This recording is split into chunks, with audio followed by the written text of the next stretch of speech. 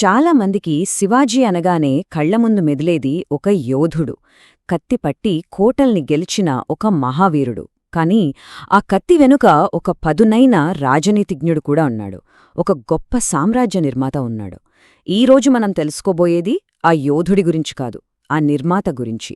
కేవలం కోటల్ని గెలవడమే కాదు, ఒక పటిష్టమైన రాజ్యాన్ని ఎలా నిర్మించాడో చూద్దాం.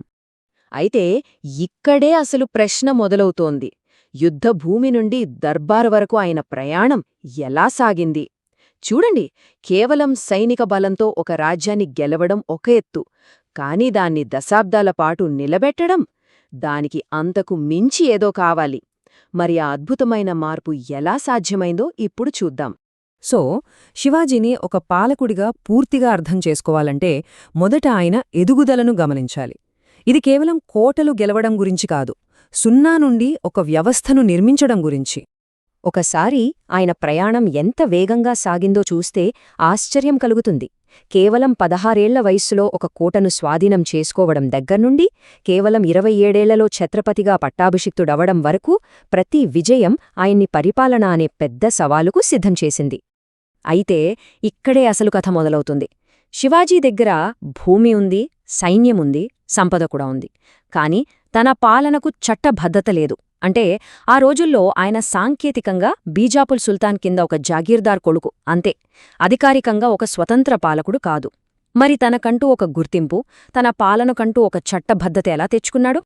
ఈ ప్రశ్నకు సమాధానమే శివాజీలోని పరిపాలనా దక్షుడిని మనకు పరిచయం చేస్తుంది. ఏకంగా సున్నా నుండి ఒక అద్భుతమైన ప్రభుత్వాన్ని సృష్టించాడు. ఆయన ప్రవేశపెట్టిన ఒక సరికొత్త వ్యవస్థే ఆయన దూరదృష్టికి నిదర్శనం. అదే అష్టప్రధాన్ మండల్. అష్టప్రధాన్ మండల్ అంటే 8 మంది మంత్రుల మండలి. వినడానికి సింపుల్గా ఉన్నా ఆ కాలానికి ఇదో విప్లవాత్మకమైన ఆలోచన. ఇప్పుడు మనం క్యాబినెట్ అంటున్నాం కదా, దాదాపు అలాంటిదే. పరిపాలన అనేది రాజు ఇష్టప్రకారం కాకుండా ఒక పద్ధతి ప్రకారం వ్యవస్థీకృతంగా నడవడానికి ఇది పునాది వేసింది. ఈ పట్టిక చూడండి ఎంత పక్కాగా ఉందో. ప్రధానమంత్రి నుండి ఆర్థిక మంత్రి, విదేశాంగ కార్యదర్శి వరకు ప్రతి మంత్రికి నిర్దిష్టమైన బాధ్యతలప్పగించారు. ఇది కేవలం అధికారాన్ని పంచుకోవడం కాదు, సరైన పనికి సరైన నైపుణ్యమున్నవాళ్లను నియమించడం, అంటే పరిపాలనలో జవాబుదారీతనాన్ని తీసుకురావడమన్నమాట. సరే, ఒక పటిష్టమైన ప్రభుత్వ యంత్రాంగం అయితే సిద్ధమైంది. కాని ఒక రాజ్యానికి అది మాత్రమే సరిపోదు కదా, దానికి ఒక ప్రత్యేకమైన గుర్తింపు, ఒక ఆత్మ కావాలి. శివాజీ తన తర్వాతి అడుగు ఇక్కడే వేశారు. ఆ రోజుల్లో దఖన్ ప్రాంతంలో అంతా పర్షియన్ భాష హవా నడిచేది. కాని శివాజీ తన ప్రజల భాషలైన మరాఠీ, సంస్కృతానికి రాజగౌరవాన్ని కల్పించారు. ఇది కేవలం భాష మార్పు కాదు, ఒక సాంస్కృతిక స్వాతంత్ర ప్రకటన. అంతేకాదు, పర్షియన్ పదాల స్థానంలో సంస్కృత పదాలతో రాజవ్యవహార కోశ అనే ఒక డిక్షనరీనే తయారు చేయించడం ఆయన దూరదృష్టికి నిదర్శనం.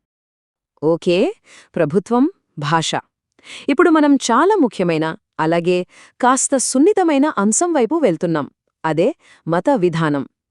ఎన్నో విభిన్న విశ్వాసాలున్న ప్రజల్ని తన పాలన కిందకు ఎలా తీసుకువచ్చారో, ఆయన విధానాలు ఎలా ఉండేవి? ఆ కాలంలో కవి భూషణ్ లాంటివాళ్లు శివాజీని ఇలా చూశారు. ఆయనొక హిందూ ధర్మరక్షకుడిని భావించారు. వారి దృష్టిలో ఆయన హిందూ సంస్కృతిని కాపాడటానికి వచ్చిన వీరుడు. ఇది ఆ కాలంలో చాలామంది నమ్మిన మాట. కాని కథలో ఇంకో కోణం కూడా ఉంది. ఇప్పుడు చారిత్రక ఆధారాలు ఏం చెబుతున్నాయో చూద్దాం. శివాజీ తన పాలనలో ముస్లింలకు పూర్తి స్వేచ్ఛ ఇచ్చాడు. తన సైన్యంలో, పరిపాలనలో వాళ్లకు కీలకమైన పదవులు ఇచ్చాడు. అవసరమైనప్పుడు ఇతర హిందూ రాజులకు వ్యతిరేకంగా ముస్లిం సుల్తానులతో కూడా జతకట్టాడు. దీన్ని బట్టి ఆయన ఒక ఆదర్శవాదే కాదు, గొప్ప ఆచరణవాది అని అర్థమవుతుంది. సో పరిపాలన, సంస్కృతి, మత సహనం, ఈ మూడింటినీ కలిపి చూస్తే శివాజీ వారసత్వం ఎంత గొప్పదో మనకర్థమవుతుంది. ఈ సంఖ్య చూడండి, 240. ఆయన మరణించే నాటికి ఆయన చేతిలో ఉన్న కోటల సంఖ్య ఇది. ఊహించుకోండి, ప్రతి కోట ఒక చిన్న రాజ్యం లాంటిది. ప్రతిదానికి ఒక పరిపాలన, రక్షణ వ్యవస్థ కావాలి.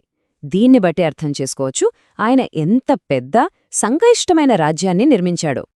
అందుకే మనం గ్రహించాల్సిన ముఖ్య విషయం ఇదే. శివాజీ గొప్పతనం ఆయన గెలిచిన యుద్ధాల్లోనో కోటల్లోనో మాత్రమే లేదు.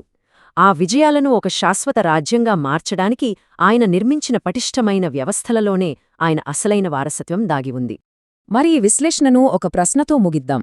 ఒక నాయకుడి అసలైన వారసత్వం యుద్ధాల్లో గెలిచే విజయాల్లో ఉంటుందా, లేక వారు ప్రజల కోసం నిర్మించే శాశ్వతమైన వ్యవస్థల్లో ఉంటుందా? శివాజీ కథ మనకిచ్చే సమాధానమేంటి? దీని గురించి ఆలోచించండి. మరో ఆసక్తికరమైన విశ్లేషణతో మళ్ళీ కలుద్దాం.